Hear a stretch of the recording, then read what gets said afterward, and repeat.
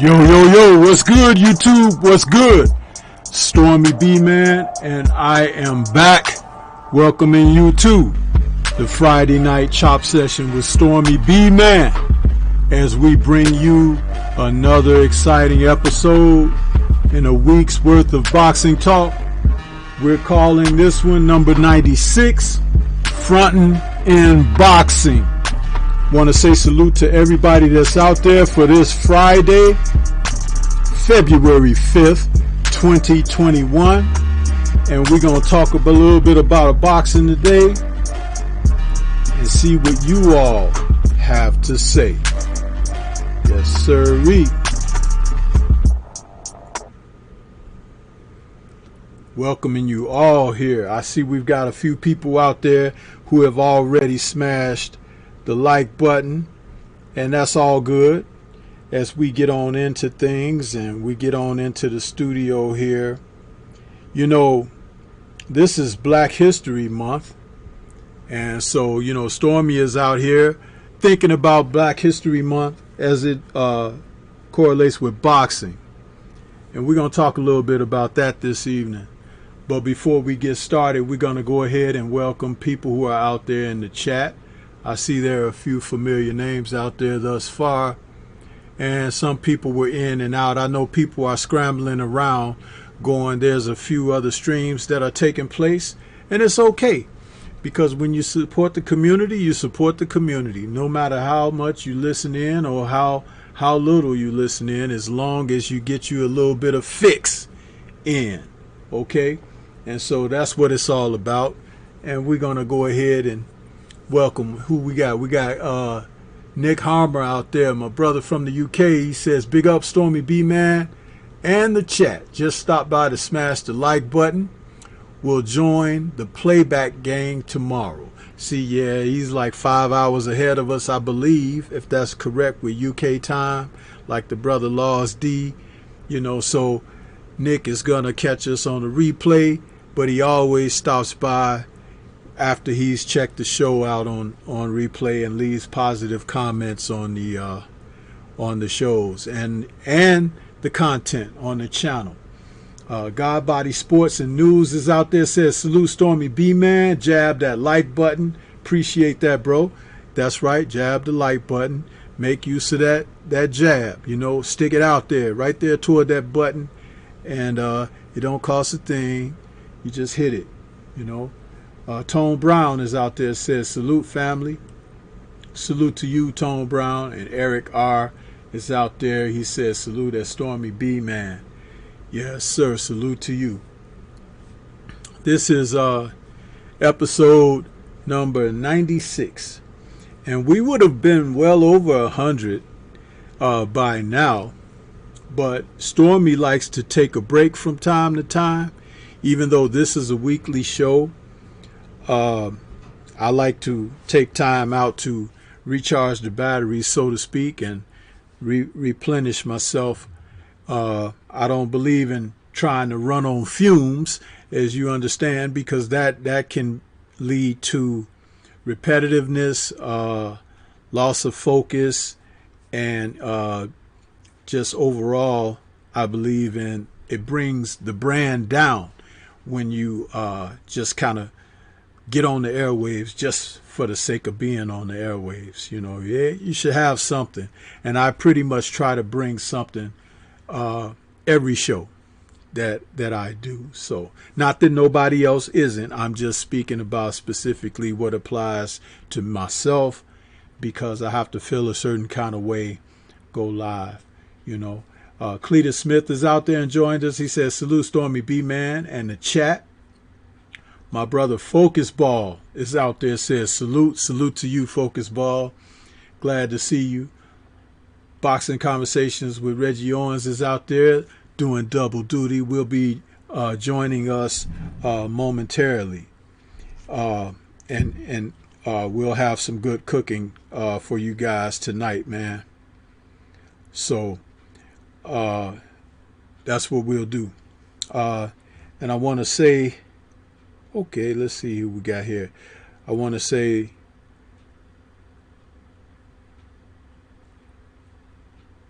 Oh, Okay, we got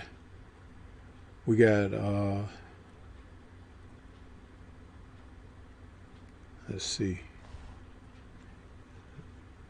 Stormybman is getting some messages here. So we got JB out there. He says, for Cook on the crackhead Mark Breland if you have time.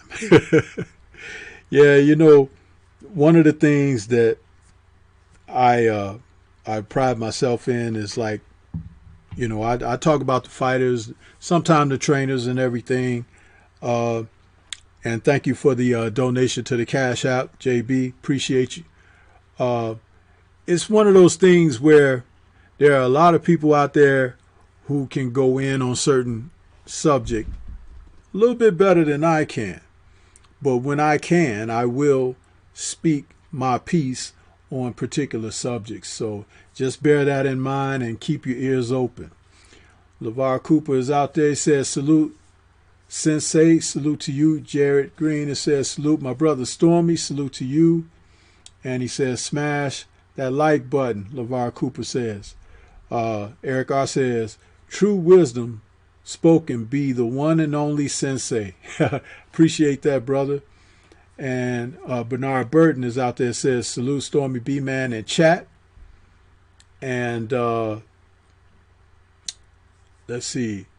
Boxing Conversations with Reggie Owen says, Mark Breland is cool. And Big Snack Pack, ain't seen you in a minute, brother. He's out there. He says, salute. Appreciate that. Yeah, we're going to talk a little bit, opening up the show. You know, it's Black History Month. And on the Stormy B-Man channel, I want to do what I can to acknowledge the historical figures in boxing, fighters who have made their mark and stamped their grade on the sport as much as I can on the shows that we do. Now, the Three Wise Men of Boxing, which we had another wonderful show on that last night. We did a whole 2 hours on fighters mentioned in that show. And we mentioned the likes of Ike Williams, Ezra Charles, Ken Norton, and Jersey Joe Walcott. And we cooked on those brothers within a 2 hour time span as much as we could. And although the entire show for the Friday Night Chop Session won't be dedicated to that, I do have a figure that I would like to open the show up and talk about, because this is where we get an understanding of what's important in the sport of boxing. And for those who are out there listening, it's just one of those things that when you have a tremendous wellspring of data, information, and figures, meaning personalities, to acknowledge, you should always take the time out to do that. I mean, a lot of times people want to take time out and cover negative things, but this is the chance to, you know, give flowers to those who have done tremendous work in the sport. And there are certain fighters who stand out head and shoulders above, you know, and they have their particular spaces in somebody's heart or mind when it comes to talking about the sport of boxing. So just know that. And so the fighter that I've decided that I wanted to talk about this evening would be the Eastern Assassin, Larry Holmes. You know, heavyweight champion of the world for 7.5 years, a man who he retired with a record of 69-6 with 44 KOs, and he was stopped only one time in his career. The man showed tremendous courage, spirit, resolve. Larry Holmes was a true champion, a man who could get up off the deck and win a fight. He could win a fight in every way manageable. He could win from the opening round he could win. During the middle rounds he could take you out late, as they used to say, take them out to sea and drown them, and stop people late in the late rounds. Larry was still from that era when they were fighting 15-round fights, and that is nothing to sneeze at, as he would like to say. That was a saying he would make all the time. That's nothing to sneeze at, you know, because fighting 15 rounds against the type of opposition that he faced during his career really made a tremendous impact on the sport. Larry was the type of fighter who would take on all comers, and in the twilight of his career, he was facing some young upstarts that were really trying to snatch that title away from him. And I feel like his title was wrongfully taken from him when he was coming up on 20 title defenses, and he was facing off against the light heavyweight champion, the Jinx Spinks, who was moving up to face him. And after having close decisions go his way, strangely, on September 21st, 1985, the judges saw fit to deny Larry Holmes the opportunity to defend that title for the 20th time successfully, and they awarded a unanimous decision to Michael Spinks. Now, many thought the fight was close enough that Larry should have eked out the decision, because he had done so in many fights before that against the likes of Tim Witherspoon, Carl Latrus Williams, James Bone Crusher Smith. These men were the younger guys who were on the scene. David Bay. They were challenging Holmes in a manner of which, you know, he still had to fight these guys, but he was trying to get to that famed record of 50-0, because Rocky retired with that record of 49-0. So Larry was trying to compete against forces and elements in the sport that saw him be denied.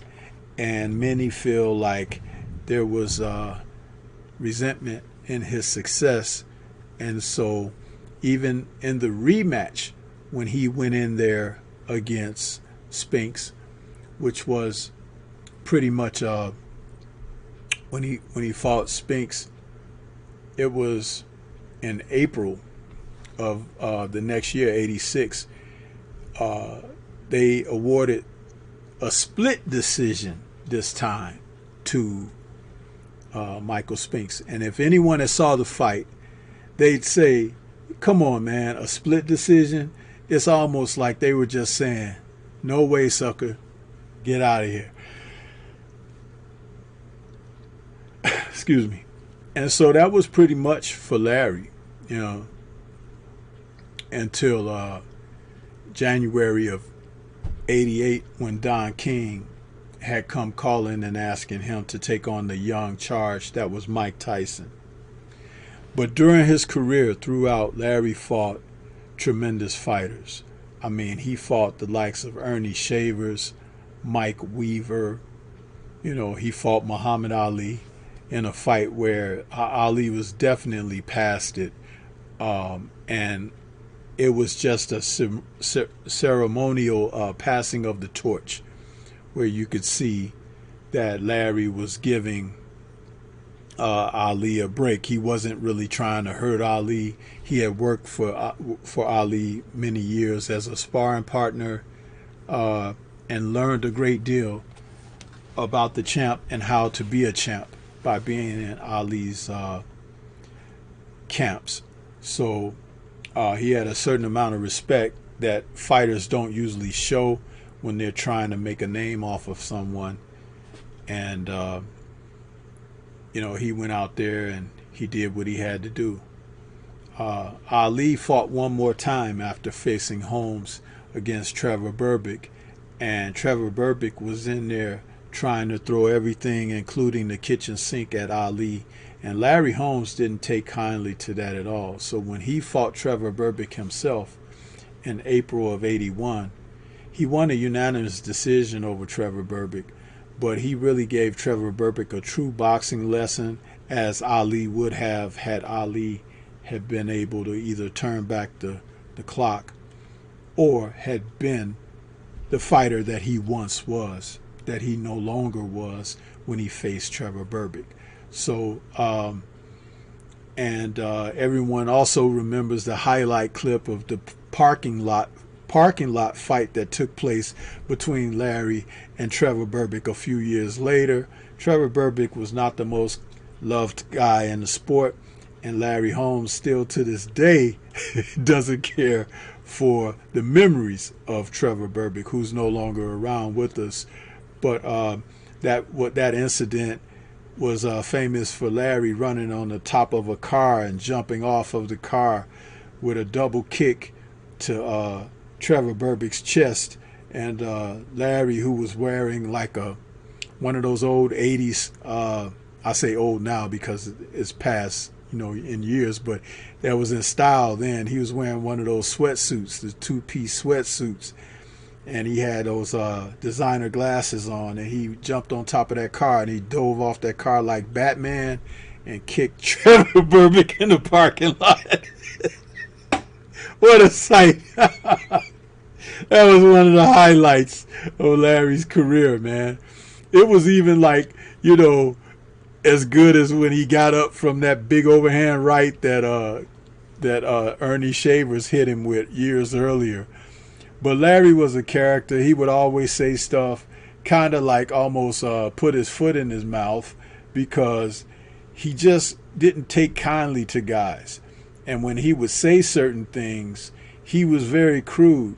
But I respected him, and I remember like Larry Holmes being the type of man that you enjoyed hearing him and his sound bites, because he didn't care.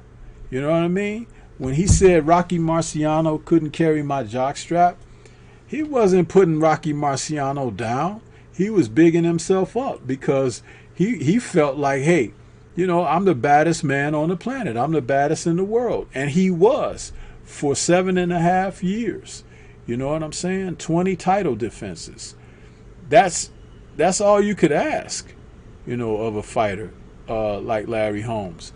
His fight with Ernie Shavers that took place in September of '79, Holmes was down in the 7th round from a huge overhand right that landed on the left side of his head. It was like he fell off a building or something, or had got shot from an assassin off in the distance, the way Larry hit the canvas. And it looked like he might not get up from that shot, but he crawled to the ring apron and in the corner and pulled himself up those ropes, all the while shaking his head like trying to clear his head. And he got up and he went on to stop Shavers in the 11th round of a scheduled 15-round fight. And that was one of those nights when, for the WBC world title he held, it added to Larry's lore. It was something that you had to see it when it was live. Imagine Mike Tyson, and you know how good Mike Tyson was as punching, right? Imagine Tyson, who knocked Holmes down similar with a big right hand. But think of it like this. And Shavers was a harder puncher than Mike Tyson. Tyson was probably a little quicker and punched kind of sharply. But this is the kind of thing. Upon impact, Larry went down like a ton of bricks against Tyson too. But if he was a younger man, fresher man, more well-conditioned man, because he wasn't given a lot of time to prepare for Mike Tyson. But all that aside, just imagine Tyson hitting him with that shot and he getting back up and then knocking Tyson out like, 4 rounds later. That's the type of thing that you saw from Larry Holmes. And in his winning effort in June of '78 for the WBC title from then champ Ken Norton, who was awarded the championship after Leon Spinks would not fight him as the #1 contender. He opted to fight a rematch with Ali, and it was a situation where pretty much Spinks wanted the money, okay? So, and there was no money but extreme danger in fighting Ken Norton at the time. And Ken Norton was still a beast of a man, and Ali didn't want any parts of Ken Norton.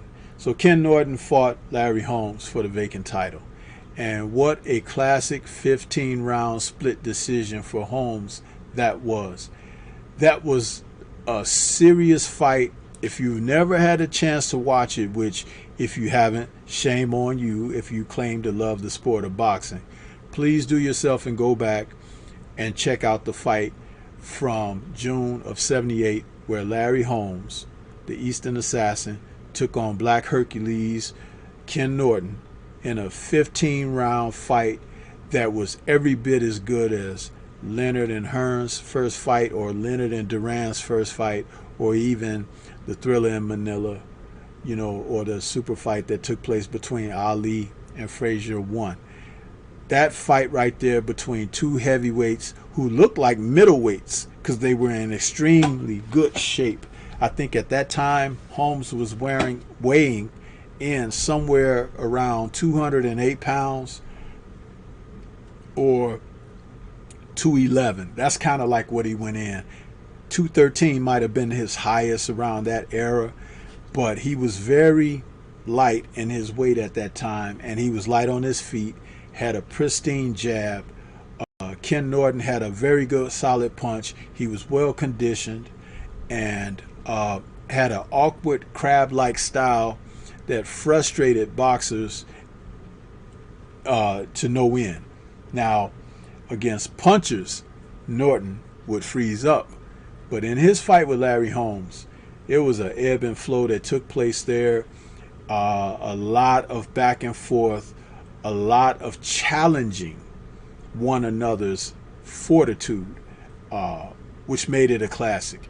And you could see there were stars in the stands watching this fight.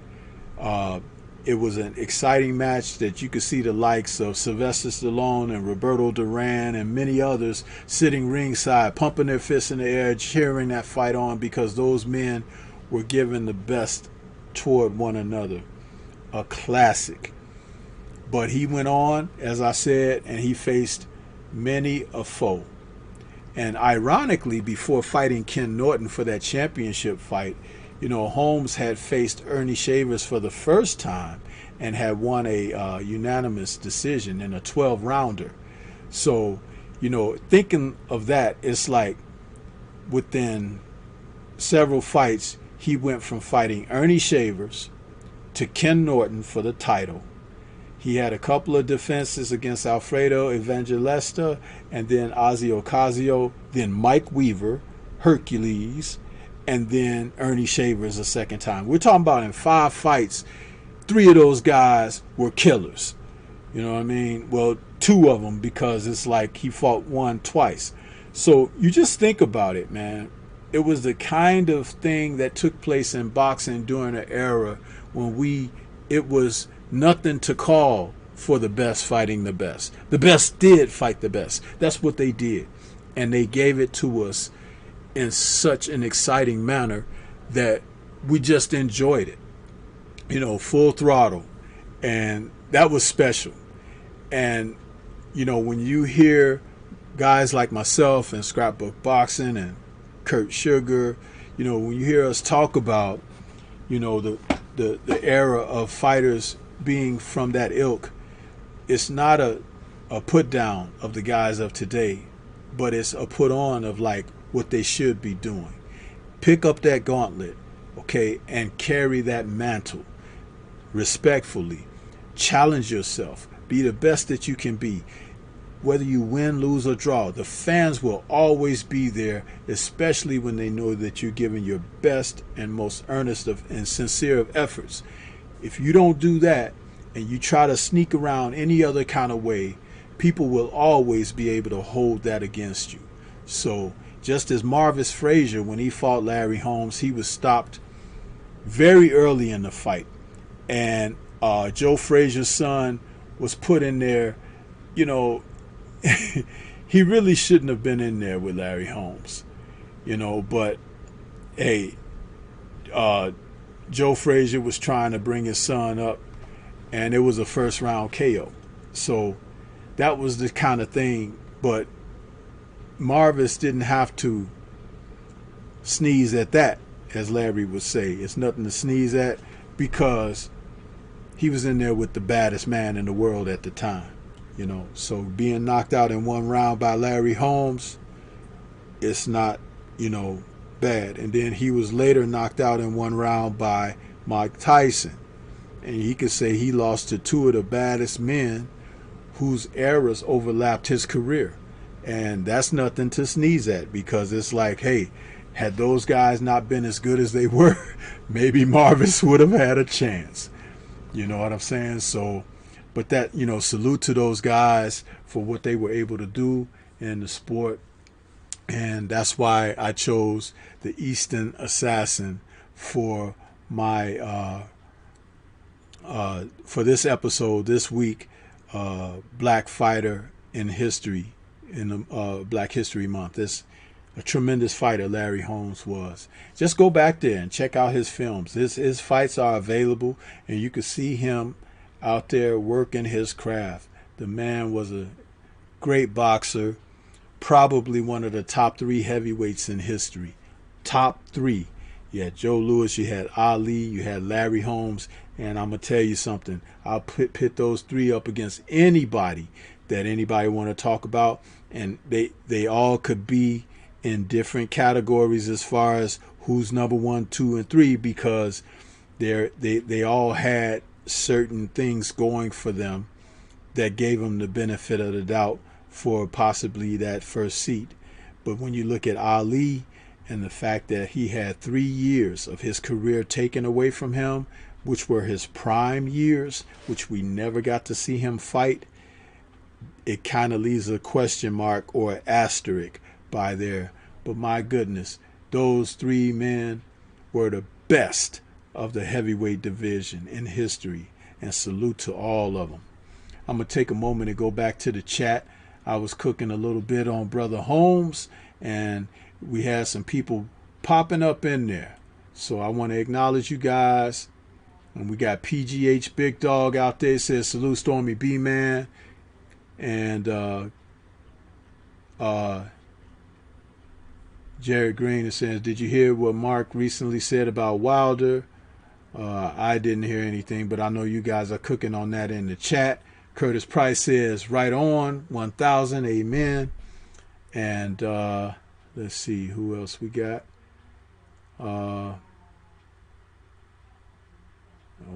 Those personal conversations, I'll let you go. Jared Green says, my granddad loved Larry Holmes. I would like to ask Jared, how old are you? Because if you said your granddad, you know, I guess he might have been the age of my dad, because it's like my dad loved Larry Holmes as well. So if your granddad was like my dad's age, then it's probably like you're a younger brother out here. But I'm going to tell you, go back and check those films out on Larry. You know, he fought a great fight against Tom Prater. And I think that fight was, I know I had written that down. I think it was in 77, January of 77, where they fought on an aircraft carrier. And this was in Pensacola, you know, and the aircraft carrier was docked, but they had set up a ring. It was an 8-rounder, and Larry won a unanimous decision in that fight. Great fight, showcasing a young Larry Holmes, piston of a jab.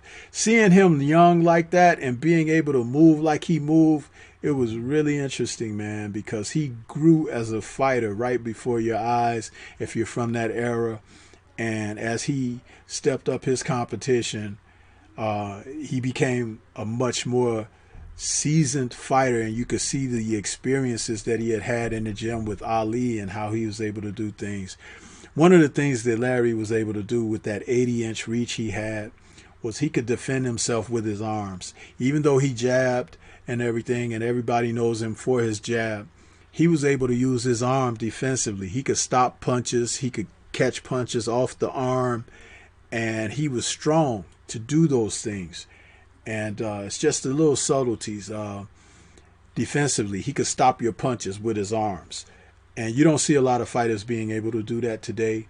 It's something that it was taught, but it's like a lost art because nobody's really teaching those techniques and little nuances about the sport these days.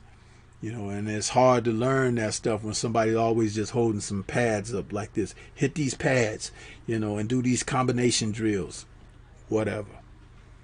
But going back to the chat, Willie Beecham says, I'm excited about next Thursday. Yes, sir. Eric R. says, jumpsuit, laugh out loud. I remember that. Yeah, Holmes jumping off that car, man. That was crazy, right? That was some crazy stuff, man. And they played that on like Sports Center or whatever, man. It was just, it was a riot watching that and seeing Holmes out there doing his Batman imitation. We cracked up about that for a while, man. It was just one of those things that, you know, it was great. It was great to see that during that time. But yeah, so a couple more people I want to read, then we're going to welcome my brother Reggie in here. Bernard Burton says, Larry showed something special when he beat Shavers the first fight. He pitched a shutout. Yeah, Ernie Shavers had a thing where I think his top limit was 5 rounds. After that, he would tap out. He had no stamina after 5 rounds, and that was because he threw everything into his punches. So if he didn't get you, you were bound to either survive or get him. Boxing and Barbecue says, what's up, Stormy? Willie Beecham says, he said Larry Holmes punched me and kicked me. Then Larry Holmes flew off the top of a car and drop kicked the guy. Yes, he did. Bruce Goals is out there. He says, salute Stormy B-Man and the family. Salute to you, Bruce Goals. Trap House Boxing is out there. He says, salute, Sensei. For y'all that don't know, the man Trap House Boxing, that's my brother right there. And he's the one that named Stormy the Sensei because of both of our affinity for Kung Fu films. Trap House, don't sleep on that brother's knowledge of the Fu because he really knows his Fu as well. And he said, dang, when he started hearing me talk about those films, Trap House was like, man, you the Sensei. So he's the one that nicknamed me that, and it's good to see the brother out there. He hadn't been around in a little bit. And Curtis Anderson is out there, my brother from the Three Wise Men of Boxing. He's saying salute. And who else we got out here? Eric R. says, you can't get a fighter of today in a pick'em 2 or 3 years, let alone 2 or 3 fights. You better believe it, Eric R. I agree with that. And he says, I met Frazier's son and daughter in Philly before she fought Layla Ali. Okay, that's what's up. Eric Jenkins is out there, says that Stormy salute. And Alma Hertis is out there, says salute Stormy B-Man. Appreciate 100. Salute to you, Alma. Appreciate you stopping in. And let's see who else. Bruce Gold says Frazier and his son have the distinction of being the only father and son to beat the same man. Joe Bugner. Yeah. And let's see. Who else it said? Bruce Goes also says Holmes still doesn't have anything good to say about the late Burbick. That's a grudge to the grave. Yes, it is. And my man SB Stay Sharp is out there, says salute to the chat. Salute OG. Stormy B-Man, appreciate you. I appreciate you. Stay sharp, because with what you're doing, with your pupils in the gym and everything, the fact that you tune in to my channel and my programming and you share that with your pupils, that warms my heart, because it feels like, you know, you take what I have to offer in the most sincere manner, and you want to pass it on to your pupils. So that's true representation. I must be doing something right. So I appreciate that. And Tone Brown is out there. He's saluting Bruce. So I want to go ahead and welcome my co-host of the show, Boxing Conversation with Reggie Owens. What's going on with you, Reggie? I'm sorry, I was cooking on Larry Holmes. It's Black History Month, so I had to go ahead and get that bit in on Larry. Yes, sir. Yes, sir. But no, that was a good cook. Yeah. Very good cook. I was sitting back chilling, man. Yeah. But, you know, Larry was one of my favorite fighters, man, from boxing, you know, past, present. You know, the man was such a tremendous fighter, and he could show you, you know, levels to what he had to offer when situations would arise in fights. He would resolve or solve a problem in the ring during the fight. You know, he never had to have his corner man say something to him like a Angelo Dundee yelling in the ear of Sugar Ray Leonard, "You're blowing it, son." Or Emmanuel Stewart admonishing Lennox Lewis, you know, when he was in there against Tyson, saying, "You don't do certain things, he gonna catch you and mess around, he gonna catch you with something." You know, Larry made those. He was like a professor. You know, we call Azuma Nelson the professor. That was his nickname. But at heavyweight, Larry was a professor, even maybe like a prodigy, because he learned a lot from being in Ali's Deer Lake camp. You know, and several, fight camps being around him. Now, you had a number of other guys like Witherspoon and Dokes and, you know, those guys being in Ali's camps later in his years. It was, in fact, Ali who nicknamed Tim Witherspoon Terrible Tim, you know, terrible. He said, "Oh, that boy is terrible," you know, so, but Holmes was the one who was like the quiet study. He picked up on things and applied it. Those other guys, I think they just kind of relished being around the champ, and they didn't really take a lot. But it was interesting. It was really interesting to see the arc that Larry Holmes went on. But since you're here now, Reggie, what I would like to ask you is there a fighter you would like to name for Black History Month for the show?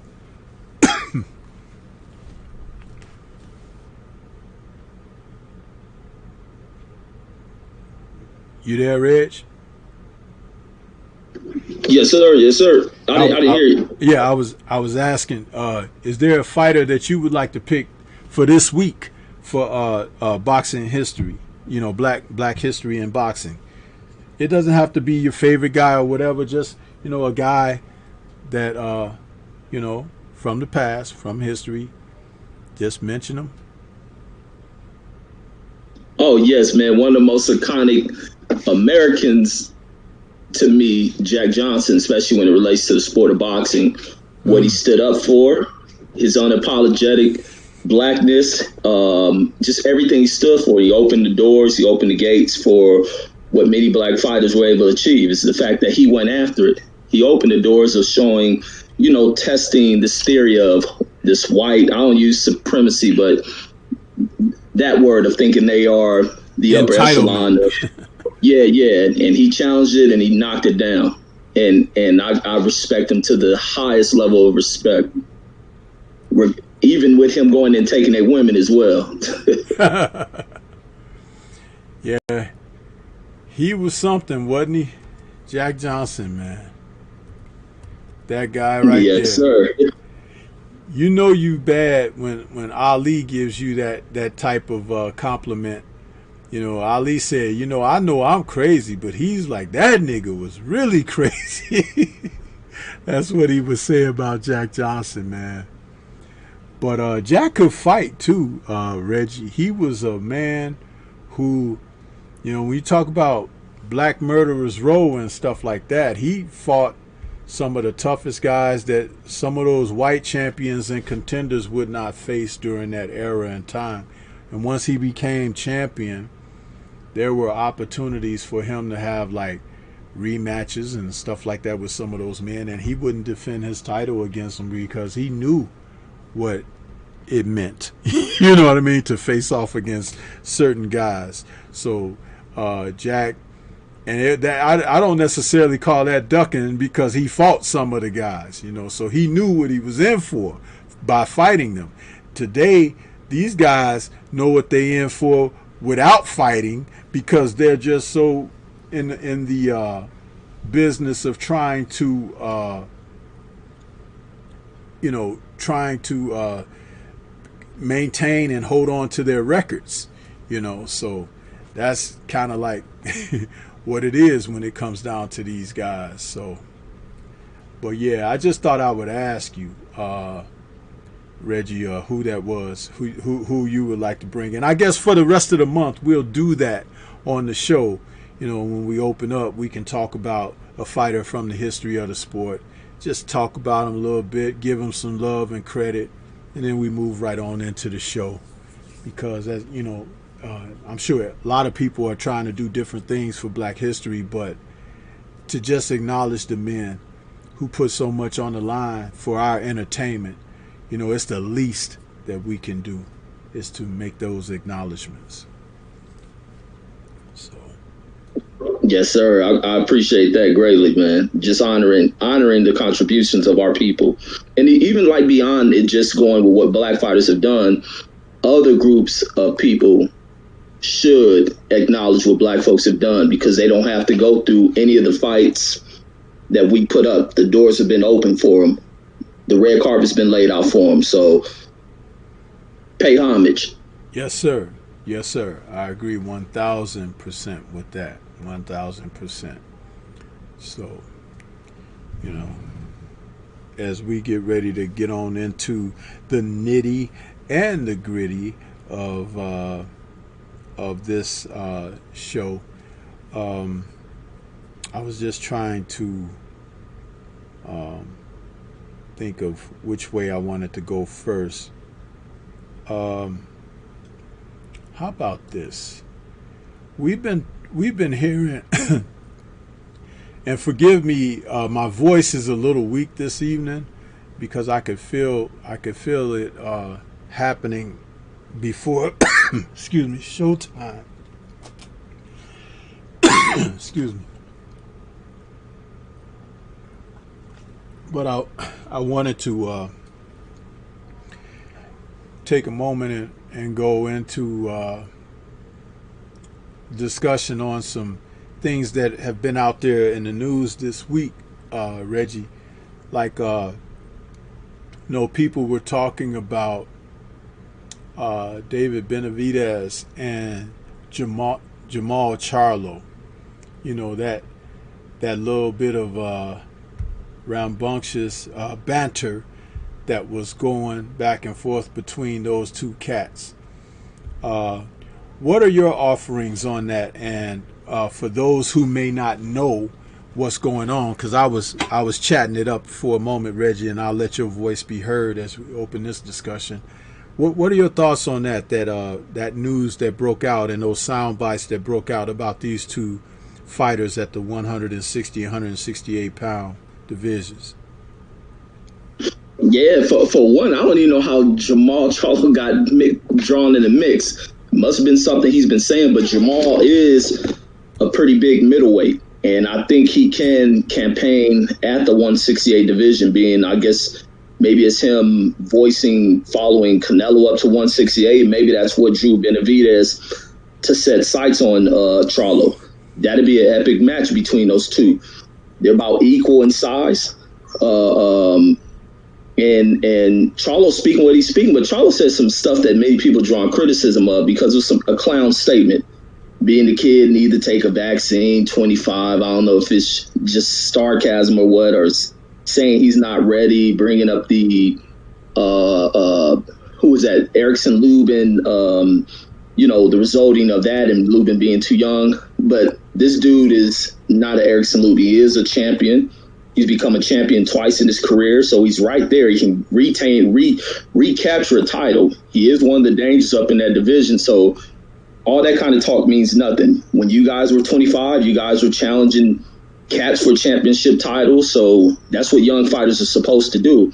And the fact that Benavidez is looking to fight everyone that's out there, I got to respect that. And the fact and the way in which they're going about doing it, I got to add even more respect to it, because they're going on platforms that you generally find Charlo fans, and they're mixing it in with the crowd and letting it be known what they want. Even placing criticism on Canelo about Canelo's comments about not wanting to fight other Mexicans, and then placing doubt about whether or not Canelo is Mexican. I mean, they're doing all the right things to draw attention to their name, and this is what you're supposed to do, and to call for those fights. Now, the kid that made his mistakes of being undisciplined outside that ring, but it's time for someone to go in there and make him pay for his indiscretions outside of the boxing ring. But him and Charlo getting it in, that should be the fight that I wanted Charlo to stay at 160 and get the work that he's trying to get. But if Canelo is all you're looking for and searching for, then move out of 160. Obviously, there's nothing down there for you. You want what's up here, and there's a lot of heat coming up at 168. I think 160 has kind of died off. Triple G has kind of aged his way out. Danny Jacobs is no longer down there. Canelo is no longer down there. I don't know who is there for Charlo. I mean, it's time to go up.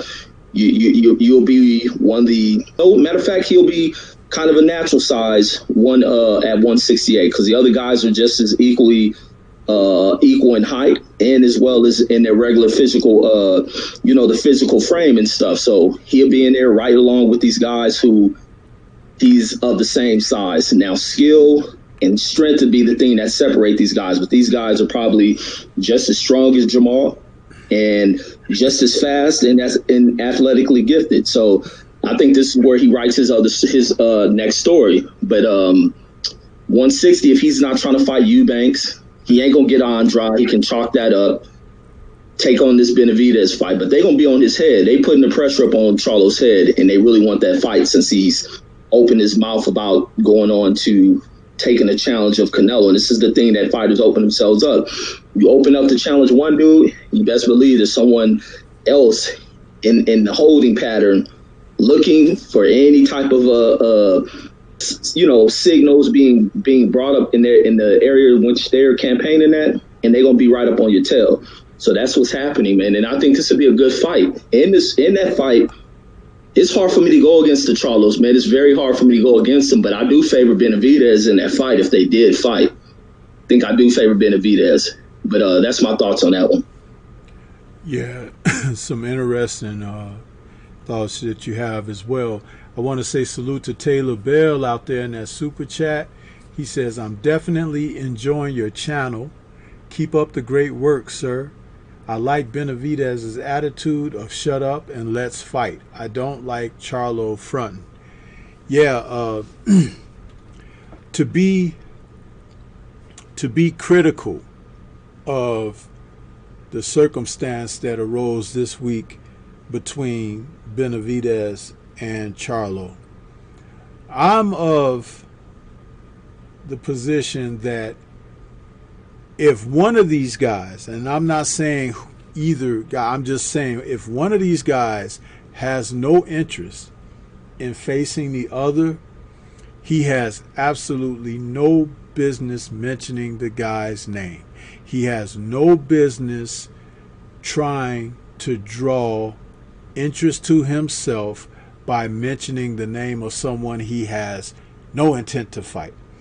That being said, if both guys are seriously interested in fighting one another, then it is time to step up to the table of opportunity.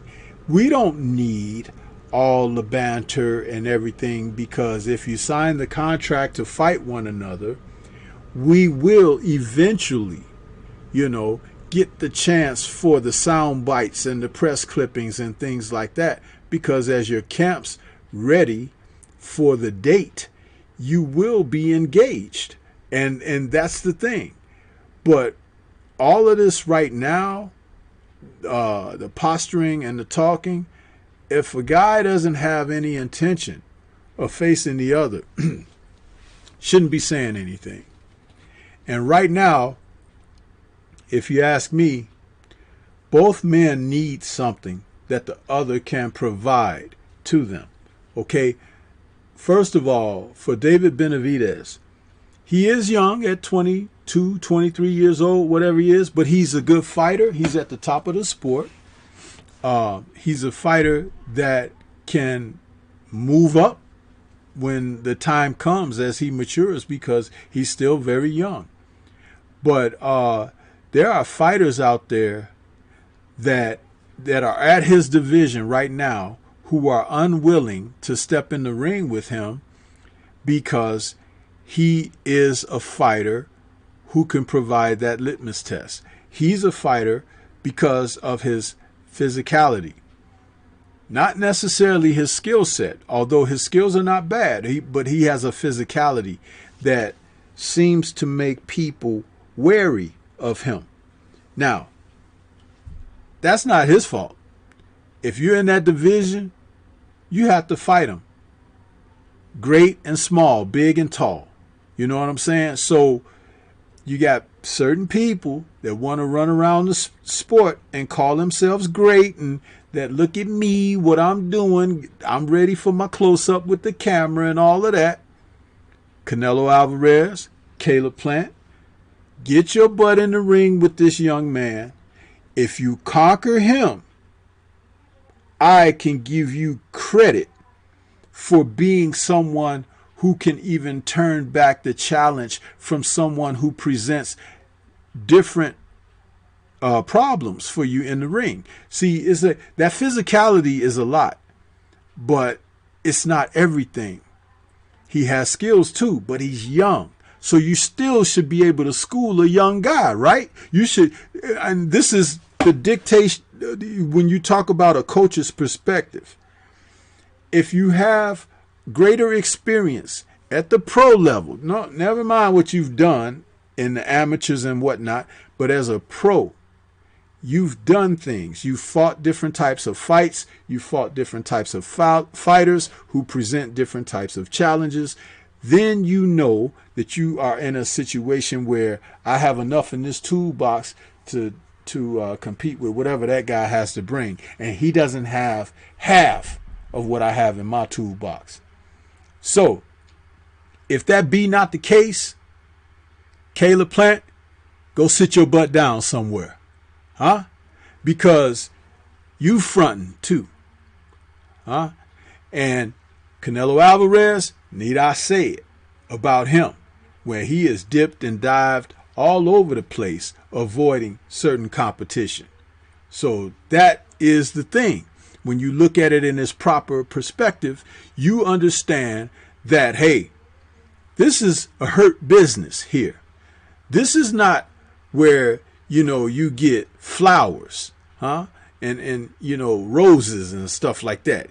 No, you can get your grill busted here, huh? You can get your eye swole shut. You can get your nose broken, ribs cracked, huh? And if you ain't ready for that, the door is right there, because this is what people pay to see. Now, they could be fans of what you've accomplished fighting showcase fights, but eventually they want to see you in there against someone. And we want to see you in there against someone. So when you are doing these things and giving a false impression, okay, just because you look at it, and you, Reggie, you heard me talk about this when you've done your calls on certain fights. You got guys like, what's the young lightweight's name? Little B-Hop. They are more interested in what color their hair is going to be and what kind of fur they're going to have on their trunks and stuff like that, and tassels hanging from their boots.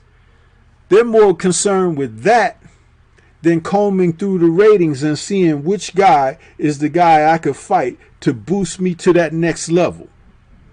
Isn't that amazing? Because what I told you just in that statement speaks blaringly about what's happening in the sport today. Huh? in any sport, professional sport, they would always tell you in the past, right? Don't read your own press clippings. So why are you so worried about the sequence on your robe and everything? There's somebody that's going to knock you out across the ring from you. And they're going to take them sequins and cover you up when you're going into the ambulance. Huh? And ain't nobody going to care, none the wiser. So get your butt out there, get your head up out the clouds, and start focusing on that guy that's across the ring.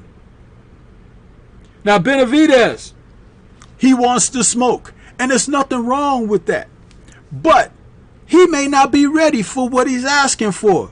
But these guys today are too timid to even challenge that notion.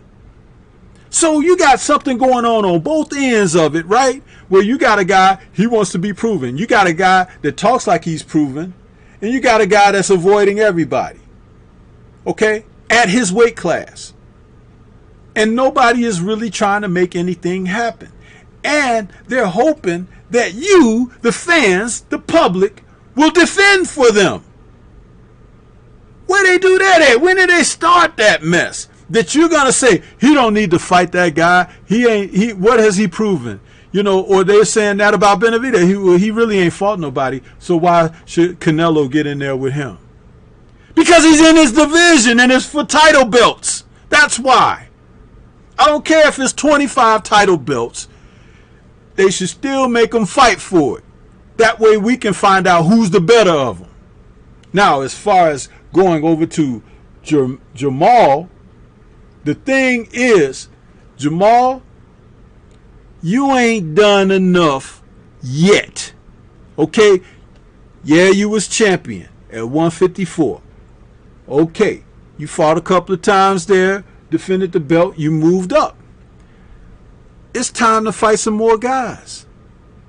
And yes, we know that there are guys who are running away from you, but you sure ain't chasing after them, huh? You ain't sleeping outside somebody's door, huh? You ain't coming with a bullhorn at 2 a.m. outside their window saying, hey, sucker, when you gonna fight me? Stop ducking, huh? Yeah, you a Texas brother, and Texas do it different and all that. Listen, this is boxing. Quiet mouths don't get fed. Why you ain't dogging Canelo? Why wasn't you at his press conference saying, man, that fight you just fought was a sham? Fight me. What you running for? You vacated the damn 154 pounds as soon as me and my brother came on the scene.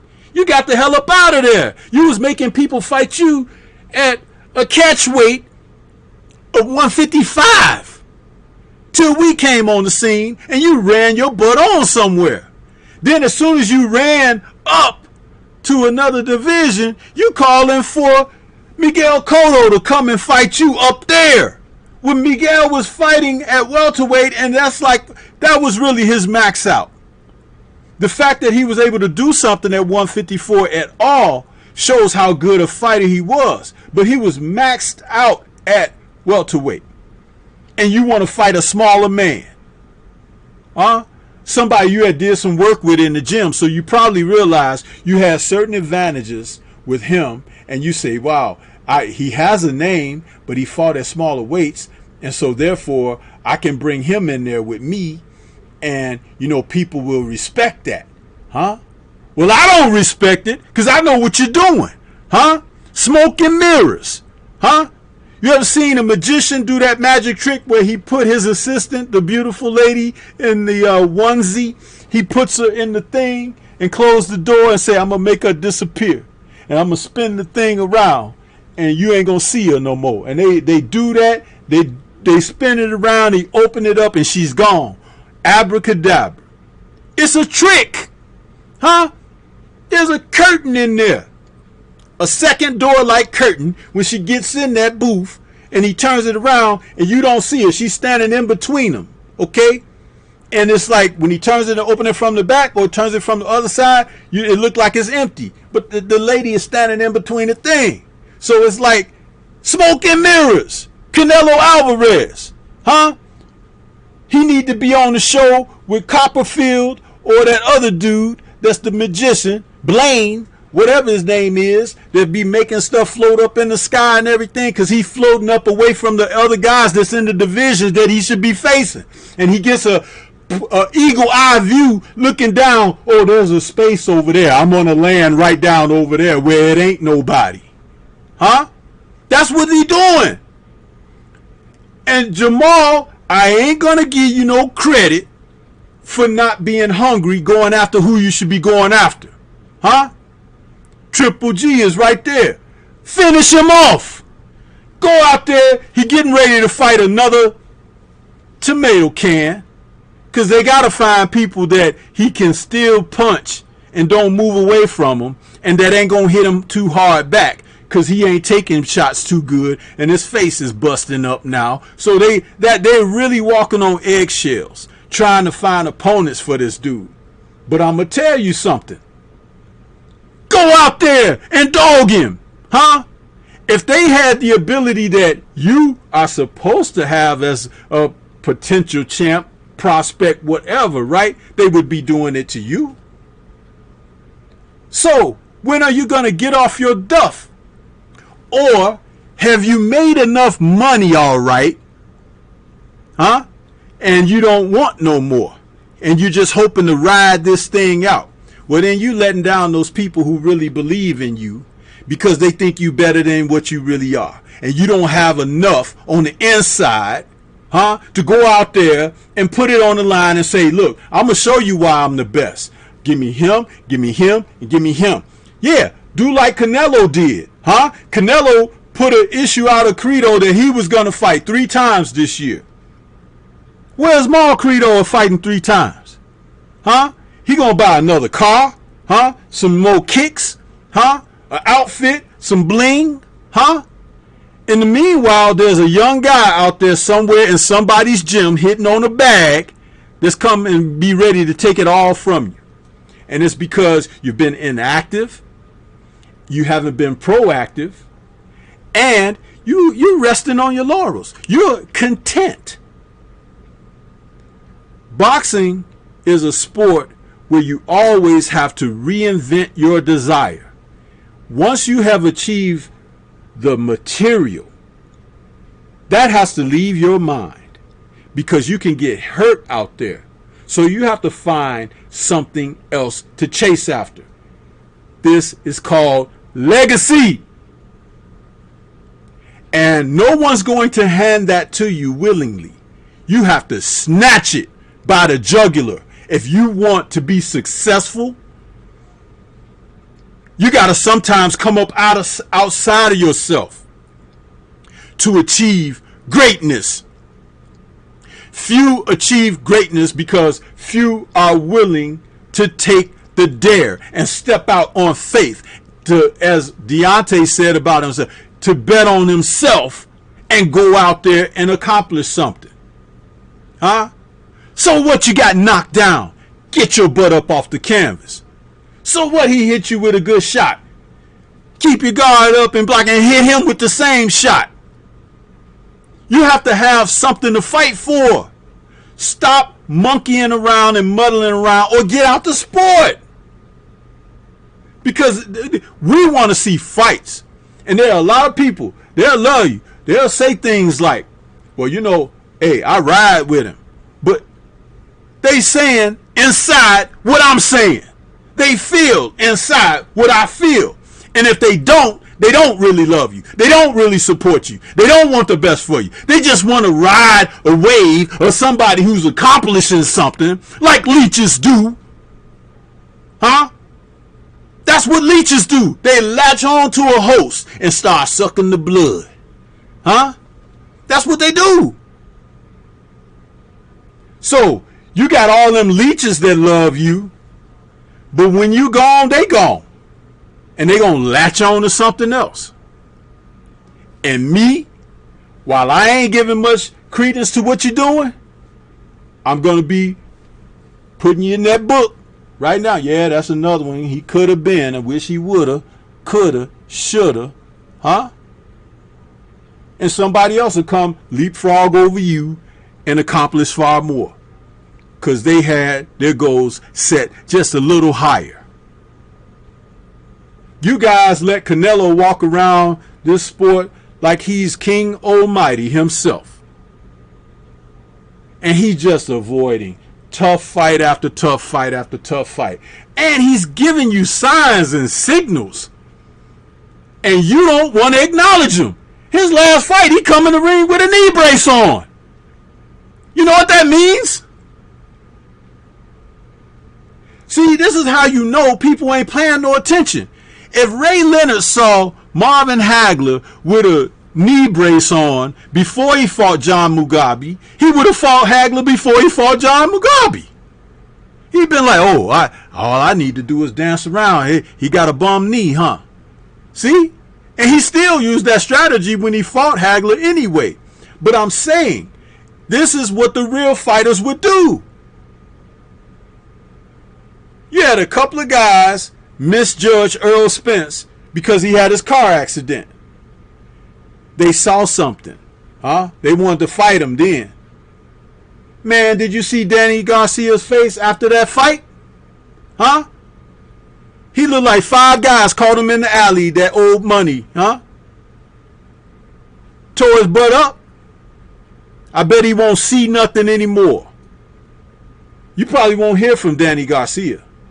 And the reason I say that is because he couldn't even kickstart initiative in himself to try to fight and win a unified title. You think we want to see you come back and fight a tomato can? Go sit down somewhere. Enjoy your nice threads, your purple suits and everything. We don't need that in boxing. We need fighters in boxing. You're blowing it, son. You're blowing it. Huh? Where's that incentive? Where's that gumption? Where's the fire? Huh? When Rocky came out, Rocky 3, and that song, The Eye of the Tiger, where's that? You guys, you know what? You run around today with, it's like mumble rappers and everything. It's like y'all take on that same type of psyche. And that's what you do in the fight. We just bull crapping, huh? But I'm old enough and wise enough to see that mess. Look at that foolishness there. That's why I was able to talk about how they go into the ring, worry about how they look. You need to be worrying about how to duck. Lay some leather on that guy across from you. Man, it's crazy. I'm sorry I was cooking on that, Reg, but go ahead. What you got on it, man? Oh, no, man. You cook good, man. I ain't got nothing on it. I mean, we need to see these guys taking initiative. And so, Maul, he got things he needs to resolve within himself. Benavidez needs the truth test to come out for himself. Because he wants the smoke. And he may find out he ain't ready for it. He may find out. But it's going to take one of those other guys to get in there with him. That's all. I remember when Alicia Alvarez fought Kovalev. He the one that knocked Kovalev out after Andre Ward. That man was a #1 contender for Superman for what? How many years? Like 4 years or something. He kept getting step aside money and stuff like that because the guy really didn't want to fight him. And when he got in there with Kovalev and he was hitting Kovalev with those solid shots and he dropped him and knocked him out and everything, I said, that's why old boy didn't want to fight him, because he had something. And you know what? He was hungry. But after fighting for that title, after getting his highest payday and everything, he comes out there and lays an egg in the rematch. Not built to last. This is what I talk about all the time. Anybody can win it, huh? You could go in there and slip on a banana peel. Luis Santana fought Terry Norris 3 times and got Terry Norris DQ'd twice, huh?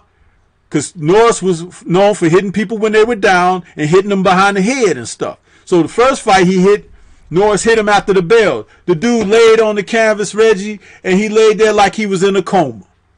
And they were talking to him and everything. He wouldn't open his eyes. He was just, you could see his eyes blinking a little bit, from being closed, but he wouldn't wake up. And he wasn't unconscious, but he knew he could get Terry Norris DQ'd. So they DQ'd him. He became the champ from that. And then when they fought the rematch, he out there, he not doing much or whatever, and Norris hit him in the back of the head. He went down again. Oh, he's out. Same thing. 2 times. How can isn't Terry a Texas brother? I digress. Anyway, how can 2 times you get DQ'd by the guy who the first time you got DQ'd just played it so that they didn't have no choice but to DQ you, and you go into the rematch and foul him again? Come on, man. This is what I'm talking about. You can win the title anyway, but what do you do to defend it? Because everybody who's coming for those title shots, they have incentive. They have aspirations. They hungry. They want some steaks. They want a new car. They want a new home. They want to buy their mama a home. Huh? So that's what they coming with. Think about it. So that's what you got to turn back. But if you done had all the Instagram honeys and everything, and you've been cruising them around in your new Tesla and all of that, huh? You ain't in the camp training like you should, huh? You eating a little extra tacos and everything, huh? Like Ruiz Jr., Andy Ruiz, huh? He didn't see a gym training for his second fight with AJ. But he saw it inside of plenty of restaurants and buffets, huh? Not built to last. Even the most talented, it don't mean that you built to last. Because like I said, you have to find a reason to do what you do. You can't rest on your laurels as a fighter. You have to find a way to motivate yourself over and over and over again.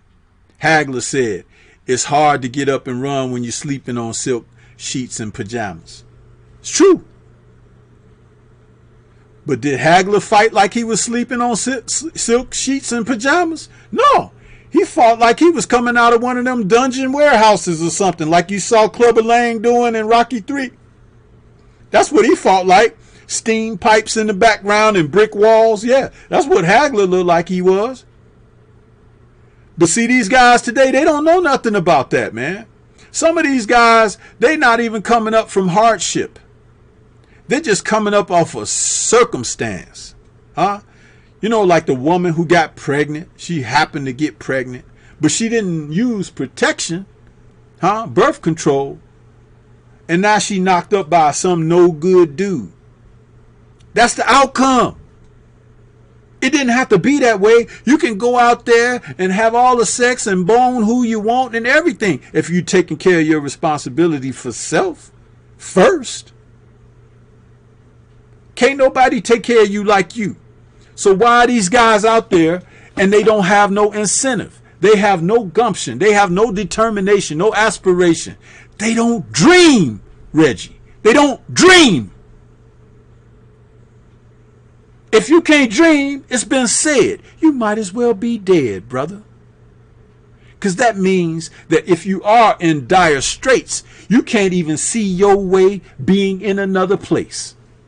And who the hell wants to be in dire straits mentally? That's all I got on that, Reg. Yes, sir. Yes, sir. That's all. I ain't got nothing else on it, OG. These guys, man. There's another fighter that's right there that had a sound bite that he brought out. And this dude, I mean, he's one of the ones too, Reggie. And that would be Demetrius Andrade. You know, I'm sure you heard the news about him recently. And he's complaining like, oh, nobody want to fight him or nothing like that. He might as well retire. Well, sucker, bye. Because you done wasted time all these years. You done wasted prime all these years. And it's like you ain't nothing. Beating up a whole bunch of stiffs and who's that's. Don't let the doorknob hit you where the good Lord split you, bro. Get out of here.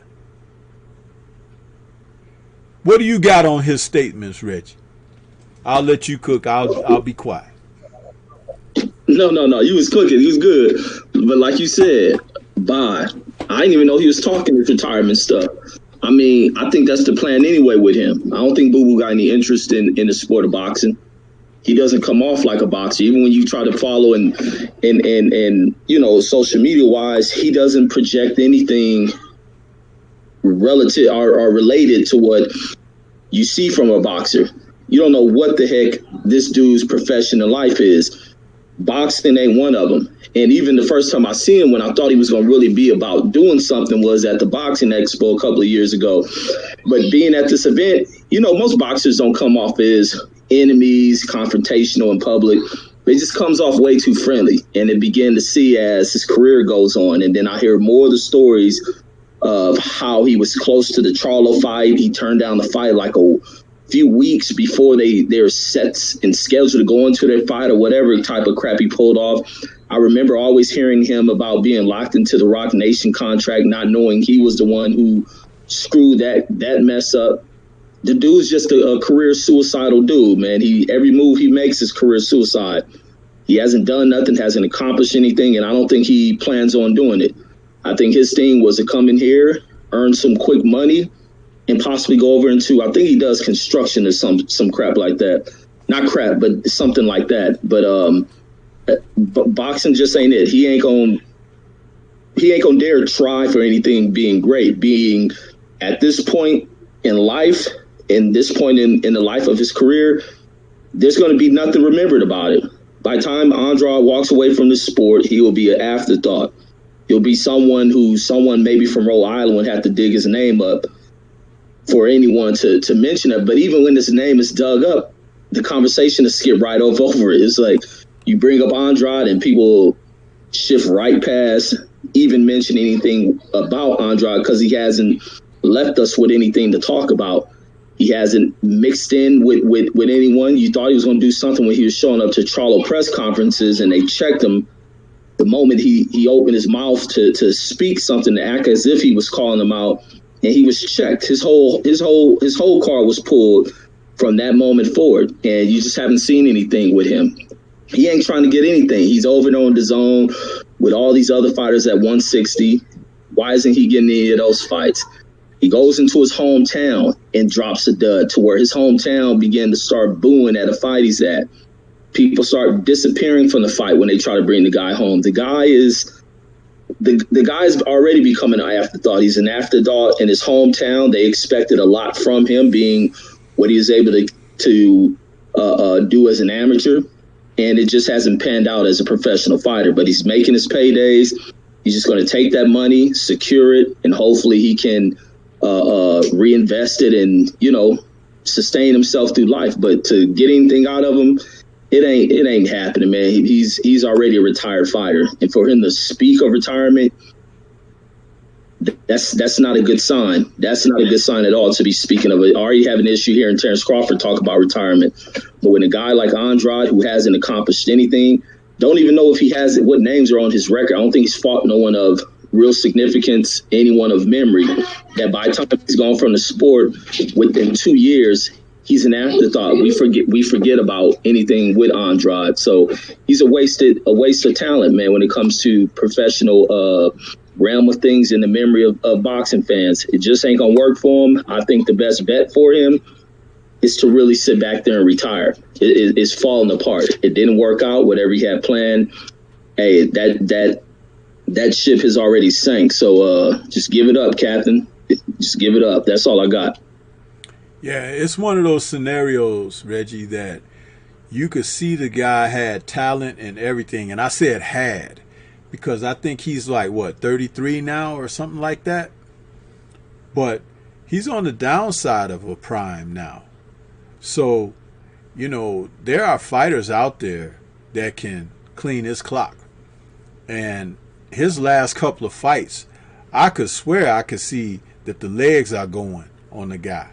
And what that tells me is he don't stay in gym shape, which is not fight shape. He don't stay in gym shape when he's not fighting. He's out there romancing the ladies and everything or whatever. When you see a guy with shaky legs like what he's displayed, he's doing everything wrong out there. And I ain't going to cover for it. I'm going to put it out there. And you know what I say to him or any of them that don't like what I'm saying? Prove me wrong in the ring. Go out there and fight. Don't try to fight me. I'm 54 years old. Okay? So don't fight me. Go fight them contemporaries out there that can knock your head off because you're doing exactly what I say you are. Huh? That's what this is. You're going to get mad at the sensei who's teaching and telling you what you should be doing instead of going out there and saying, you know what, that might be sound advice. Let me take that up and see what it can do for me. But that's the way of these young bloods out here today, man. That's who they are. And that's why a lot of them are like shooting stars. They flash across the sky and then they gone and somebody else is taking that spot. That's exactly what that is. The man has signed with 25 different promoters. He's been laid up on the shelf. Half of that time. And then when it's a chance, all he has to do is step on out there. He won't even do that. But he growing his hair out and them dreads and everything, and wearing those Prince Victorian shirts with the funny earrings and all of that. What is all that foolishness? What that got to do with fighting? You trying to be the Dennis Rodman of boxing or something? Get out of here with that. I keep telling you, it's like, this is a warrior sport, man. There's not a lot of warriors out there, but there's still some guys who will knock your head off.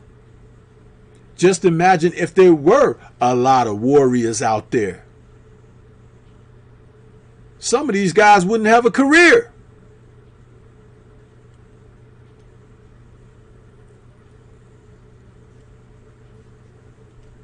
Yeah, we can move on from that because he's just another one of those cats that'll make you think sideways.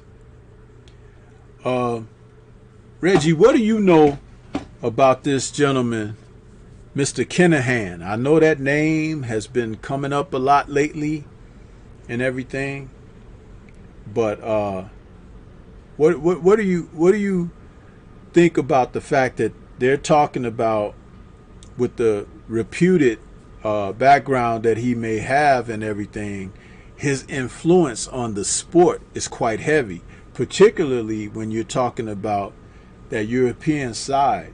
You know, the MTK company and all of that. I know there's been a number of people kind of talking about him in the news recently, but being able to have influence as he may. Do you know much about the story or not? No, I've been watching that documentary today, and I see with his involvement in cartel type business and stuff. And it's funny because that's one of the things that has hampered the amateur boxing side of things as well, is them dealing with where the Olympic Committee was pulling thinking about pulling boxing away because the guy who was head of the AIB having involvement in criminal enterprise as well.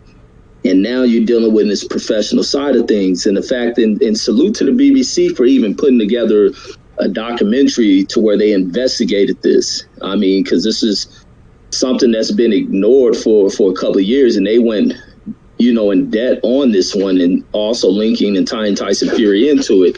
And boxing has always had criminal elements involved into the rigging and all this other illicit stuff going into it, dating back to when the mob controlled a lot within the sport and then fixing into it. But this dude has been involved with murder and all sorts of stuff going into it. But a lot of things with this guy is people bring that attachment into the possibilities of the rigging going into the Deontay Wilder fight and many other things that this guy may be involved in. But it's just not, I don't know, being with him, the reasoning behind cutting mob ties is that you see unnatural things that occur within the sport, and that's why these shady figures have to be eliminated from the sports as well. There's a lot of manipulation that goes on, greasing the palms of officials to overlook things to where there's not so much oversight in the game, and it just leads to more questioning about how fair the game is when you got a guy like this who's having kind of the muscle involved in the game to getting things done, getting things put in place and in favor for certain guys. I mean, it just leads all that. It just takes you back to the mafia era of the fight game, to where fixing and rigging was going on. But on top of that, being that the guy has that type of attachment, and the fact that he ain't been arrested for it and all this other stuff. But there is a purpose and reason. That's why, Reggie, those kind of things, like regardless of what the documentary says or whatever, which I haven't had a chance to see it myself yet, and if you could send me a link for it or something, that would be great. But I was going to say that's why you should always say alleged or allegedly, because if nothing's been proven in court, nothing has been, charges brought up against somebody and they're going to do time and this and that, it's not proper to just say, even though you might have your own feelings and thoughts about it or whatever. But again, there's always been an influence of a dark hand in the sport of boxing, particularly with there not being any regulation and things like that. And almost anybody can get involved in the sport of boxing. You can decide tomorrow that you're going to go down to the gym that's nearest to you and pick you out a couple of fighters and say, hey, I'm going to manage you. And just like that, you're in the sport of boxing. Just like that. You hammer out a deal with them in a contract, and you know what the running is for that, and 33% and this and that. It's like, next thing you know, you up and running. It's like, can you go and form your own basketball team for the NBA, or baseball team, or football team? No, you can't. And it's like, but if you have a means of funding things, and you can make some things happen, even cheating in a fight, it can happen. I want to take a quick moment and go to Bernard Burton out there in that super chat. He says, Stormy, you got the flame on high tonight, brother. Thank you for your donation, Bernard Burton. Appreciate that. Everything that comes in is to help the channel, man, and I appreciate anybody that decides to give a super chat donation or a Cash App donation. But yeah, Reggie, you have to say allegedly, because that's putting the respect there of you not, what they, like when they say you wrote something about somebody and it's not true, or libel or whatever, but I forget what it is when it's speaking ill of someone or whatever. So I have to maintain that, and also put it on the documentary of what they're saying, because they have a legal means of protecting themselves. So you can say, I remember like Drew Titan was talking about that, what was it, if not yesterday, the day before, on his show. He was like, hey, I'm talking about what they were saying, you know what I mean? So That's just, you know, the way that works. But where I was going to go with this is now it's amazing that they're really pushing forth for this fight between AJ and Tyson Fury now. And we want to see how much they're going to try to press for it as a unification match, as opposed to Fury entering that fight with no title. Because we do know that on this side of things, where mediation is supposed to be involved in everything, he may not be able to go forward with his next fight holding a title. And if he drops the title, would AJ still be interested in fighting him? That's the important thing there too. And there's something else on the horizon off of that. There's rumblings that coming up this April, we might see Joe Joyce and Usyk taking on one another, possibly for that WBO strap. Now, does that mean that AJ is already prepared to drop that? And what does that mean as far as him? Are they going to say he's still the undisputed champ if he wins against Fury or whatever? I don't know. There's a lot of stuff happening here, and people should pay very close attention, because how they move now is going to set the precedent for how things are in the aftermath of the immediate now. So, you know, I just wanted to say that, you know, because it's looking really bleak for the sport right now. Really bleak. What Tyson Fury has done and gotten himself mixed up in, and I don't say gotten himself mixed up. He's always been, you know, walking on a weird side of things when it comes to the sport of boxing, in and outside the ring. But this whole thing of what they're planning for a potential match with he and AJ, he could have fought AJ a couple of years ago, remember? And he wasn't even interested in fighting AJ. So why is it so important now? And I don't think the WBC strap means that much to him anyway. Have you ever even seen him take any pictures with that belt?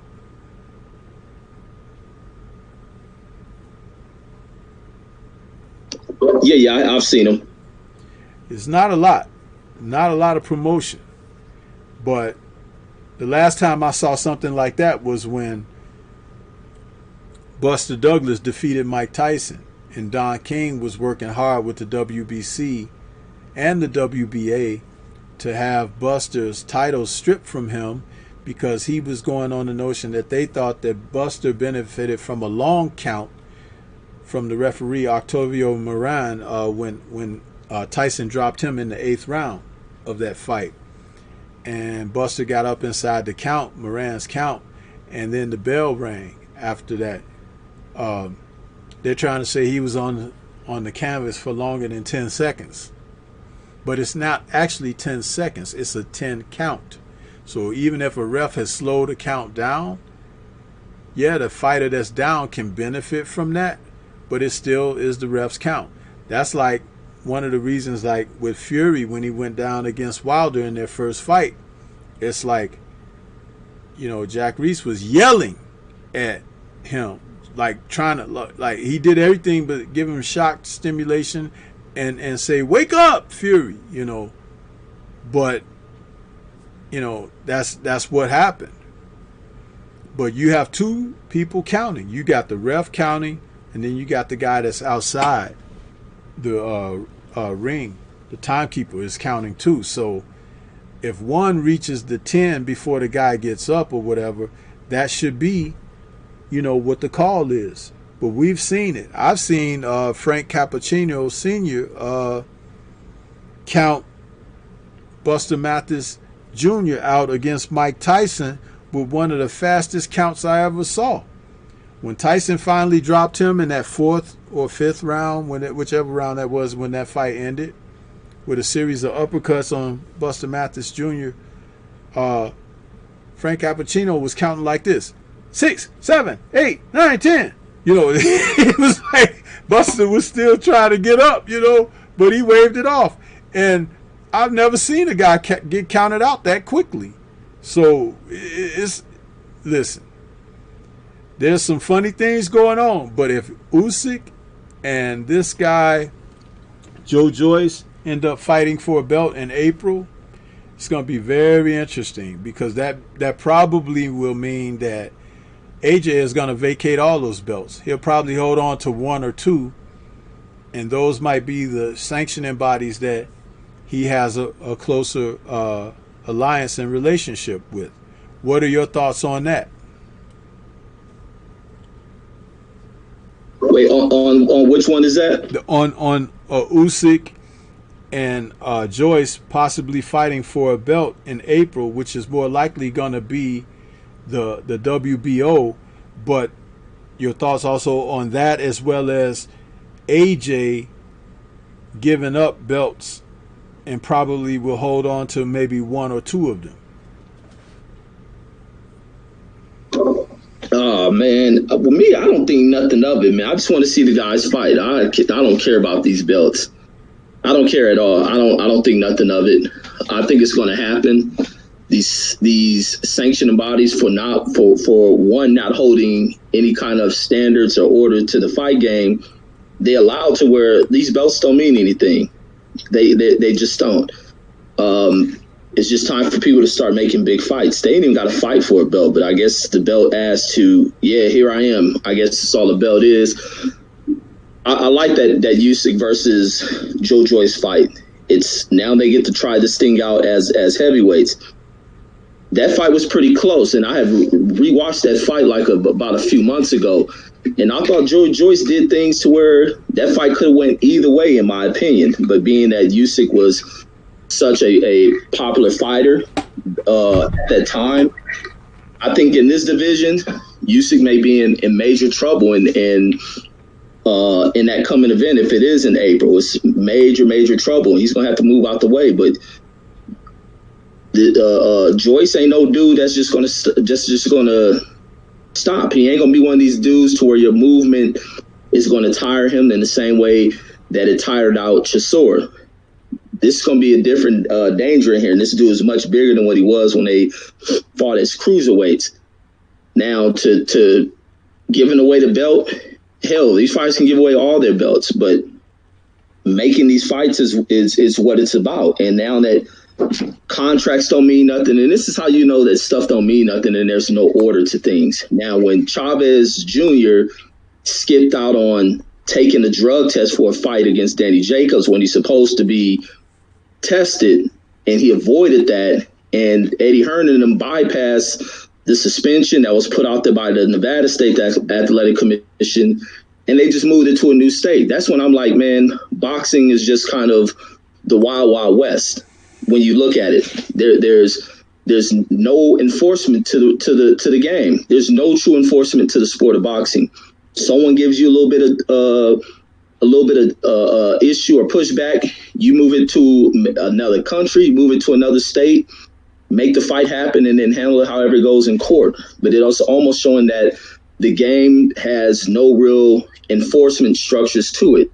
And that's why they don't push the limits on too much of the stuff. They don't really too much push the limits on long-term suspensions or even attempt to try to ban people. Because the minute they go with it, without everything being kind of on international standards and agreements, a fighter can take their career probably to another country, go elsewhere with it. And that's the issue. The belts have almost turned into that. These belts don't align with one another.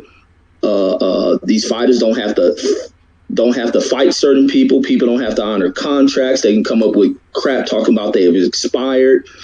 There's just no rule to it. So I don't mind seeing Usyk and what's that dude, Joe Joyce, because the belts mean nothing to me. I ain't gonna even care that they fighting for a belt because I see so many belts thrown around to people. I mean, I just don't get it anymore. But that's my thoughts on it. Yeah. And I'll say this about Joe Joyce. Man, he's a big man, Reggie. He's a big man. That dude is 6'6" and solid, man. This photo of them when they were, cruiserweights, as you said, they were smaller guys. And think about it. Usyk had trouble with Chisora and his physicality. What is he going to do with Joyce now? He's not going to be able to back him up. He might be able to dance around the ring a little bit in circle and things like that, but eventually you got to stop and try to fight. And that's where I think, this will take a turn for the difference. And Usyk couldn't hurt Chisora. And we know how well that Mr. Joyce takes a punch. I'm going to tell you something. I'll probably go out on a limb here and say that Joyce is probably the dark horse in the division because of that beard he has and because of his boxing background he has. He has, if I'm not mistaken, a silver medal, right, from the Olympics. And he beat Dubois up with a jab. Most important punch in boxing. That's always something that you could build upon. And with not a lot of technically sound boxers out there today, and if Tyson Fury be the best of them as far as a technical skilled boxer, then there's a lot of gap to be closed with someone who has some type of ability. And you may be looking at a modern day Ray Mercer in this guy. Now, is he as huge a puncher as Ray Mercer? Not necessarily. But in the heavyweight division, one punch make a guy do some funny things. And because he's such a massive guy, it's like you don't know what he can do to somebody psychologically. It's like they might put on a good air and face that I'm going to go ahead and handle it, and they'd be worried about him. You know what I mean? So I don't know, haven't heard the stories about his gym work and stuff like that. But we do know that based on the gym work of Mr. Dubois, he was thinking that he was a lot more sound than he was. Dubois was so limited, it was funny to me. It was like when he fought that guy, Richard Lartey, I think it was, I was like, I saw Lartey hit him with that shot and had him shook and hurt and everything. I was like, uh-oh. It was like he had left out, and his skirt got raised and he didn't have no underwear on.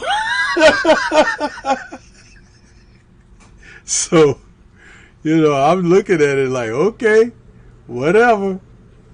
And next thing you know, here's Joyce banging the guy around. Do you remember him trying to shove Joyce at the press conference? And it was like a repeat of the Deontay Wilder and Tyson Fury thing where Fury shoved Wilder. It's like something is up with that. Big Baby shoved AJ. It's like the guy who gets shoved loses or something. But not in the Joyce fight. He got shoved by Dubois and then he come out there and beat the crap out of Dubois. But I don't know, man. I just think he's a dark horse and people need to be watching out for him.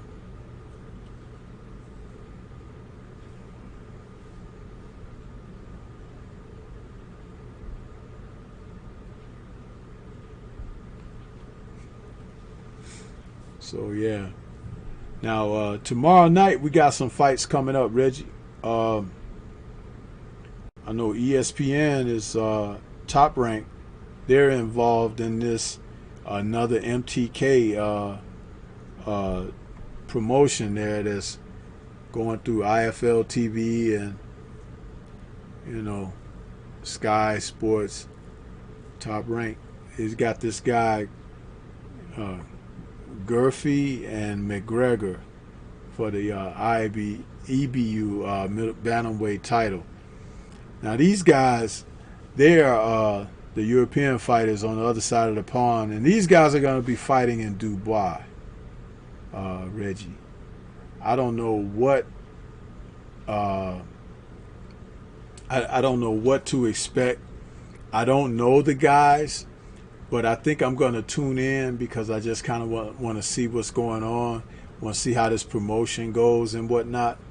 But do you know anything about these men? No, I don't know nothing about him at all. That's what I was gonna say. What network you said this one is being fought on? It's supposed to be on ESPN over here, but also IFL TV is carrying it, and I think Sky Sports. So for those who are streaming out there, they should be able to find it on one of the channels.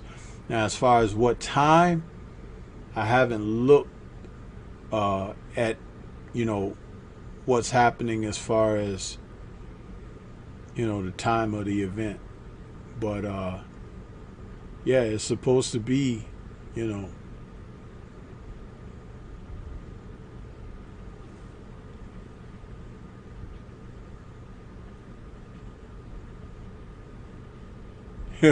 You're a little quiet tonight, man. I was waiting for you to say something. You just so quiet on the mic tonight.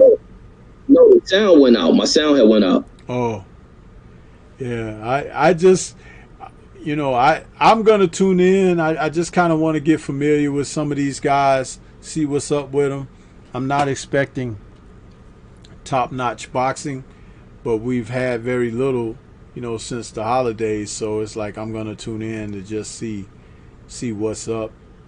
Now this McComb and Gwen fight, we'll see what happens with that as well, because again, that's a Commonwealth fight, and those guys sometimes they get in some good scrapes because they're a little bit limited, and it's all about how tough they are. So I'll be trying to check that out. Yeah, no, I'm gonna tune into it, but I don't know nothing about him. He probably related to Conor McGregor or something. Maybe, I don't know. Like, to that extent. I know if Lawrence Williams was out there, he'll be able to tell us. That dude, he knows so much about these guys. It's like guys you might not have even heard of. Lawrence Williams be like, oh yeah, he's a decent fighter. He got a record of such and such and such. He's on this promotional team, and I'm like, man, how this dude know? How he know all of that? Lawrence Williams, salute to that brother. He be getting that info though. Yeah, no, he a professor of this boxing stuff. Yeah. And one last thing we could go over, Reggie, I guess before the end of the show. We saw earlier too that there's a possibility now, since the WBA stripped Manny Pacquiao and awarded that belt to Yordenis Ugas, that there might be a chance for Ugas to face Earl Spence, and that'll be for unification, and if that does happen, I wanted to know what your thoughts are regarding that, Spence and Ugas. Man, Ugas is no tough walk, man. Ugas is the only fighter who has given, who's been kind of the toughest fight, in my opinion, when it came to Sean Porter. The way in which he boxed, I've never seen Sean Porter fighting the stylistic type fight that he fought. It wasn't that Porter wanted to get in there and bang with Ugas. Ugas was having success of being able to keep the distance of boxing him, because anytime Sean came in with his style of fighting, Ugas was able to match him and separate himself from it. But it's just the fact that Ugas got the pain or playing around a little bit too much in there. He didn't press upon when he should have pressed upon things. He felt like as if he was in full control. He kind of played himself into where he thought he was in that fight, but he really showed to be the guy who's put on the best performance when being in that ring with Sean Porter. Also, when he went in there and they thought they was going to bring in one of the Figueroa brothers, and he went in there, he beat the dog crap out of the Figueroa brother. This dude has a possibility of being one of the overlooked welterweights, and he can upset a lot of things that is out there. And he's looking to get himself in the mix. He's been waiting this long, and this opportunity has fallen in the hands. Now, some people pick up the torch and they go far distance with it. Some people pick up the torch and they drop it. So that's what we bound to see what happens. And if Earl goes and takes on this challenge, man, that's a great thing from Earl Spence. And he really showing that he ain't in here to waste away time in this sport. He's looking in here and get in here with the best of the best that is out there. And you guys has to take that opportunity. That's a big money opportunity for him. And it's something that he has awaited, because he was looking to challenge one of these dudes for a belt. And now it's come to where he challenged him as a champion, whether he earned it or not, but he still gets to challenge them as a champion. And he is a guy who can fight. He's been proving himself and trying to prove himself. And I think he is in order to go out there. He's tough for both of the top two welterweights, and anything can happen in this game. I mean, there's no true rhyme or reasons that you beat this guy and I beat him, so that means I'm gonna beat you. Blah blah blah. That stuff doesn't match up. It's about the styles that go in there, and you guys has a style to where he can match anyone that's out there. He can bang on the inside. He's pretty tall. So we're going to see what happens, man. And I think he's ready. That's what makes him more dangerous, man, is what he's fighting for. He's one of these guys that comes from a country built upon pride.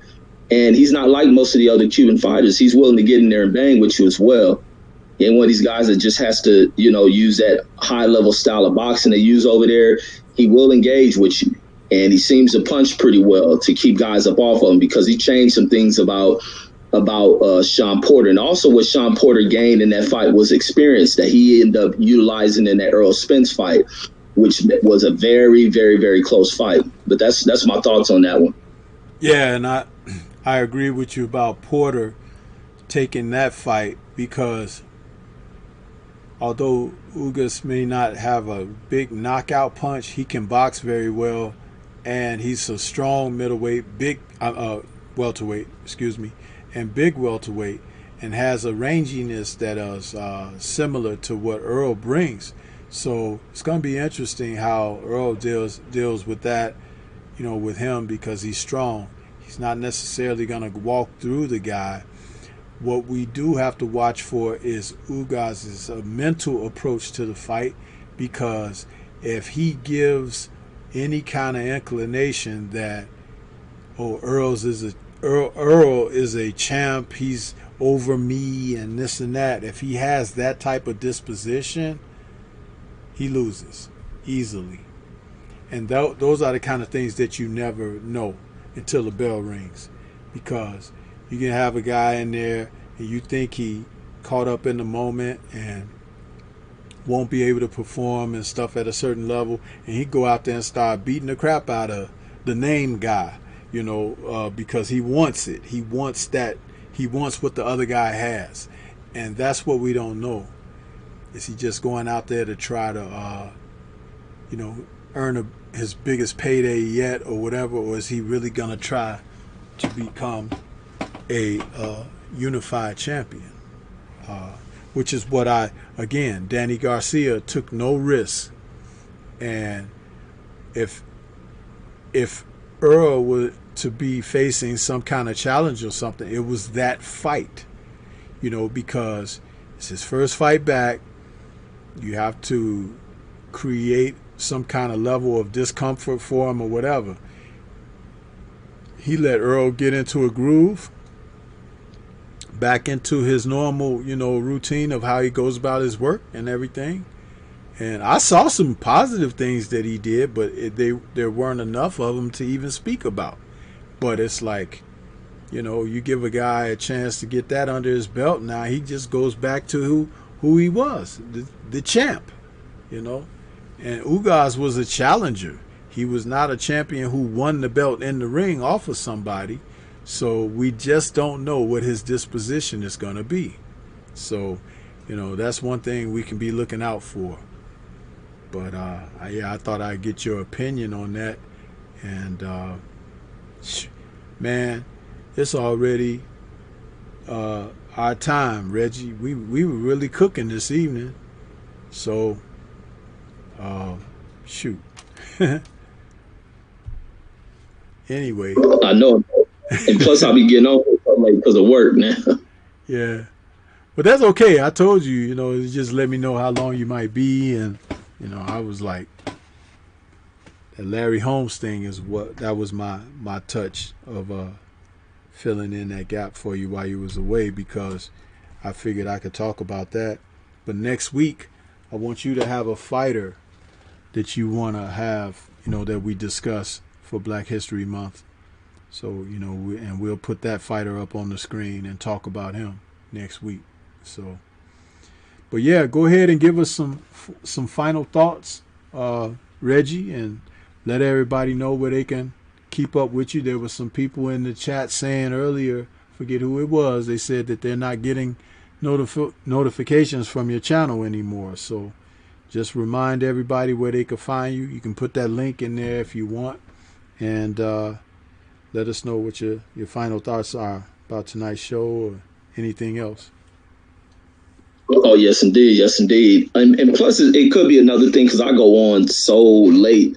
I go on super late. And plus, my channel, for those who may have been subscribed before, I lost my other channel. So the channel that I'm running now with the same name is a new channel. So that could be a possibility why you're not getting notifications. You might not be subscribed.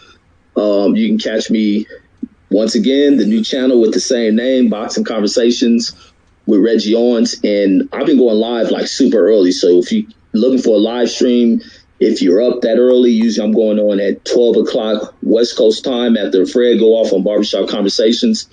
Before that, if I do have time and not burnt out from work, I do my readings at 7:30 p.m. So I'm going through books. And then for the month of February, when I start the show, it's covering topics related to this month in history for us. And a lot of people, like I liked it when I started off, was to bring up the history of where Black History Months come from, because a lot of people drive out misinformation. We crap on this month in this meeting, thinking that, oh yeah, the white establishment has given us the shortest month in the year, and it's crap, and I don't want to study. It's how they don't give us 28 days to study, but it doesn't come from that. It comes from a historic figure, being in Carter G. Woodson, who during the 1800s was practicing this and getting out the stories of prominent Black figures back in the time following the Civil War and the emancipation of former slaves and stuff, and paying homage to Frederick Douglass and Lincoln. So that kind of started gaining attention during that time period from city to city. So it expanded to something that they end up keeping that month, because the significance of that month is related to the birthdays of Frederick Douglass and as well as Abraham Lincoln and stuff. So that's the purpose behind why we celebrate, not the fact that they gonna give us the shortest month of the year. So that's why it's important for us to keep this history. And so that's why I've been coming from February. And also yesterday doing on the Harlem Renaissance. And the thing about the Renaissance is what people live out is the establishment of the area over there. And there's a prominent guy who people leave out in history is Philip A. Payton Jr. So, but that's what I'm going to do. And then I'll follow up with boxing. So if you're not into the history side of things, you may not want to tune in for the month of February, because I'm making sure I pay homage to our historic Black figures during this month. And then we add in boxing or whatever comes behind it. But that's my thought on that one. Yeah, that's good. And like I said, as we get ready to close this out, you pop that link in the chat if you want. It's always, okay for you to do that here, because this is just another home base for you. So put your link out there in the chat. I just about nearly made it through. Stormy's voice is going out, so I hope I'll be able to ask 78 the tough questions tomorrow, because we got In the Eye of the Storm tomorrow afternoon, 1 p.m. Central. And a special guest will be 78 Sports TV. And we're going to learn from the general the history of the LDBC. A little community that he founded, and we're proud to see has flourished. So we'll get a chance to talk to the brother about that tomorrow. And that'll be, tomorrow 1 p.m. Central. And I don't know, Reggie, if you're gonna call those fights, but if you feel like it's something worth doing, we could do a post fight if it turns out to something, but we don't have to. Depends. You know what I mean? Because it's not like right. Everybody know those guys, except for if you Lawrence Williams, you know him. But so we'll find out, though. And I got to find out what time those fights are as well. So, but yeah, it's been a great show, man. I want to say salute to everybody that gave donations to the Cash App or Super Chat. And for those of you that are still interested in checking out the Stormybman merchandise, we got the merchandise link in the description box for this live stream, and I just put it up on the screen there. You could go to Streamlabs merchandise store for Stormybman, and we got a few items over there that you might be interested in. We got baseball caps, we've got hoodies, we've got tees, we've got backpacks, we got coffee mugs, and masks for those people that have to wear the mask on their jobs and stuff, like the COVID mask. We got Stormybman masks. So, don't hesitate to go over there and comb through, see if there are any items that you'd like to pick up. Support the channel. And we're just trying to draw everybody closer with that. It's like I rocking my hoodie right now. It says Stormybman. We've had a couple of other community members and content creators that have already invested in some Stormybman gear. So don't be shy. It's good stuff over there. Go over there and get you something. But yeah, Reggie, it's been a great show. We breezed through that time. I know I was running my mouth tonight, but I don't know. I get on that little bit of a roll like that, and it's like, because I'm so passionate about certain aspects of the sport, and it's like I just want the best out of the participants. A lot of them are lazy, man. They need fires lit under them. Let me pose this question to you, Reggie, right here on the air. When is the last time you saw a fight where a trainer was berating his fighter in the corner because he wasn't performing up to snuff? And not in a way of tearing him down, but like getting on his case, like, man, what are you doing out there? It's like, you just don't see this. You don't.